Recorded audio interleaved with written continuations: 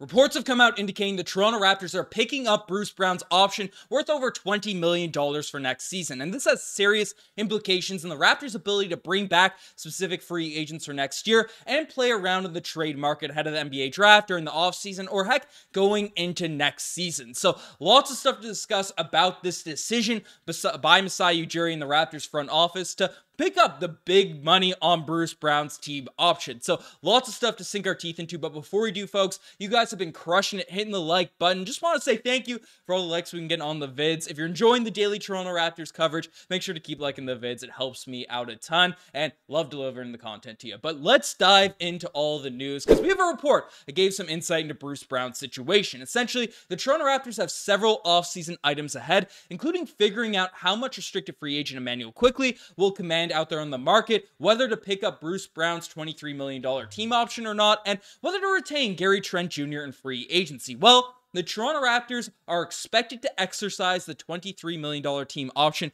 on Bruce Brown, league sources have told Hoops Hype, echoing another report that has come from the Toronto Star.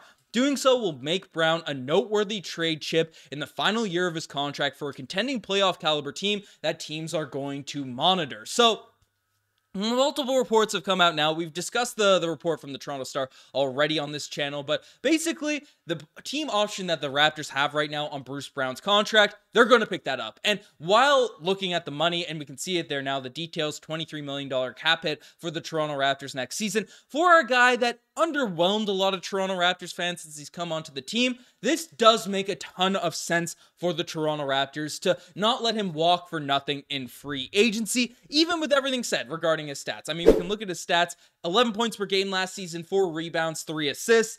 Not really a guy that seems to command over $20 million out there on the free agency market. I mean, he shot only 32% from behind the three-point line and only 34% in corner threes. And he's not crazy young. He's not an insane sort of prospect at 28 years old by the start of next season.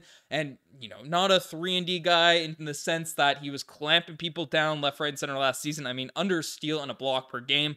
But, you know, in the eye test, watching Bruce Brown play, it wasn't something where he was on another level just positionally. And I think injuries did have a large part to do with that, you know, in terms of his ability to perform on the defensive end for the Toronto Raptors. But looking at that, you might say, hey, why on earth will we even be considering giving Bruce Brown this $23 million for next season? Well, one, he was the centerpiece of the Pascal Siakam trade player-wise. Obviously, the first-round draft picks were the reason the Raptors made that deal, not because of Bruce Brown. But still, it's a bad look. You let him walk for nothing, especially where you had the option of acquiring a first-round pick from the New York Knicks ahead of last year's trade deadline. So, optics, you don't want to let Bruce Brown walk for nothing. That's one. Two, there's a lot of value in this Bruce Brown contract, even if it comes with some, you know, question marks about how it affects other players, which we're going to dive into in this video, because Bruce Brown is a guy that would be valuable to a ton of contending teams, as that article from Hoopsite basically stated. Why is that? Looking at his sort of contract. Well, one,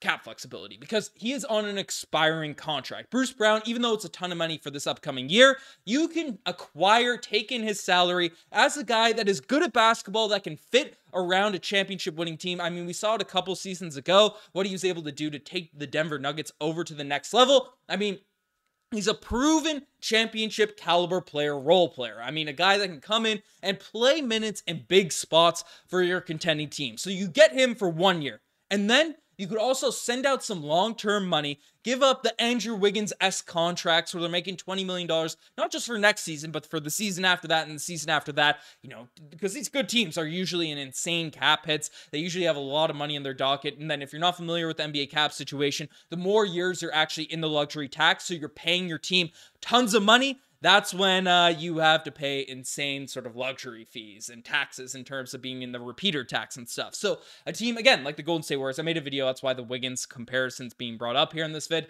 But essentially, you know, the Warriors could get off an Andrew Wiggins or one of those types of contracts and, you know, bring in Bruce Brown, who's a quality role player and can have an impact right away and will be off the books come next summer. So it's kind of a win-win scenario, similar to what they did with Chris Paul and Jordan Poole last offseason. So that's the value out there on the trade market. So not only could the Raptors get maybe a rehabilitation project or something, in a potential Bruce Brown trade with high upside where the Raptors aren't really in a place to be contending right now, it's worth taking those risks. You could also get draft capital back in return, which would be huge for this team. So that's the reason you keep Bruce Brown, you keep that asset, and regardless of, how ugly the contract looks for one season, right, it's still valuable out there on the open market. But it does have some impacts on other players, specifically a guy like Trent Jr., who plays a very similar position to Bruce Brown, obviously, but I think you pick up Bruce Brown with the hopes of trading him in the offseason. But regardless if that happens or not, if you keep on Bruce Brown's money, it impacts the amount of money the Raptors have at their disposal this offseason. Now,